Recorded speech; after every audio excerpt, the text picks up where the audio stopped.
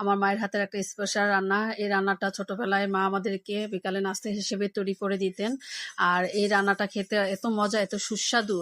খুব অল্প উপকরণ দিয়েই খুব চটজলদিভাবে রান্না করা যায়। এটা একটা রাজকীয় খাবার বলা যায়। আর এত সুন্দর ঘ্রাণ যে এমনিই খেয়ে ফেলা যায় কোনো কিছু ছাড়াই। এই রান্নাটা কিভাবে করেছি সেটা আপনাদের সাথে শেয়ার করছি। প্রথমে একটা প্যানে বেশ খানিক তেল দিয়ে কিছু পেঁয়াজ কুচি দিয়েছি, ১ চিমটি মতো কাঁচা জিরা দিয়েছি, কিছু বেশ খানিক কাঁচামরিচ ফালিয়ে দিয়েছি। দিয়ে একটু নাড়াচাড়া করে কিছু গাজর দিয়েছি, এটা কালারের জন্য। আপনারা চাইলে অন্য ও সবজিও ব্যবহার করতে পারেন।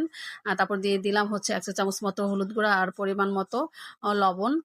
এগুলো একসাথে একটু ব্রাউন কালার করে ভেজে নিয়েছি। নিয়ে একটা ডিম ফেটে দিয়েছি। একসাথে মিশিয়ে নিয়ে এর ভিতর দিয়ে দিচ্ছি আমি গরম ভাত। আপনারা চাইলে ঠান্ডা ভাতটাও দিতে পারেন, তবে পানিওয়ালা ভাত দেওয়া যাবে না, ঝরঝরা ভাত লাগবে। সবকটা একটু ভালোভাবে নাড়াচাড়া করে আমি ৫ মিনিট এটা একটা দমে বসিয়ে রাখি। তারপর ঢাকনা উঠিয়ে এটার ভিতরে আবার দিয়ে দিই কিছু আস্ত কাঁচামরিচ আর টমেটো ও কিছু পিস পিস করে কেটে রেখেছিলাম, সেগুলো দিয়ে দিই। দিয়ে আবার ৫ মিনিট ঢাকনা দিয়ে ঢেকে রাখি। ঢেকে আবার উঠিয়ে একটু নাড়াচাড়া করে মিশিয়ে নিই। নিয়ে আবার ২ চামচ মতো ঘি আর কিছু ধনেপাতা দিয়ে আবার ৫ মিনিট মতো আমি দমে রাখি। এই তো হয়ে গেল আজকে আমার রাজকীয় খাবার।